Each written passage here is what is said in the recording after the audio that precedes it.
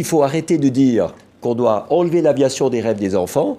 Je pense qu'on doit dire qu'il faut mettre dans les rêves des enfants une aviation propre et décarbonée, de manière à ce qu'on évolue. Mais je tiens vraiment à dire, l'aviation décarbonée, c'est pas pour demain, c'est sûr.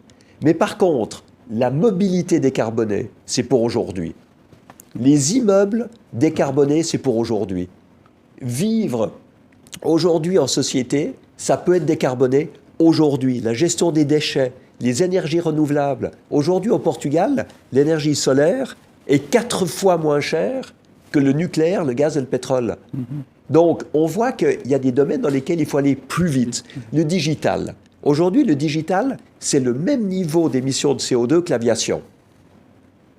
Mais on continue à mettre des data centers hyper producteurs de CO2 dans des pays nordiques pour qu'ils soient refroidis par l'air ambiant, ce qui est déjà moins bête que de refroidir avec d'air conditionné comme ça se faisait jusqu'à il y a 5 ou 10 ans.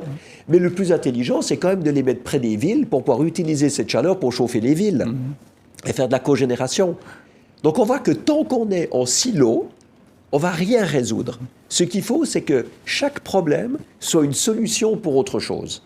Et à ce moment-là, c'est utile. À ce moment-là, on va donner plus d'avantages au digital et au numérique que les inconvénients qu'il coûte sur le plan écologique.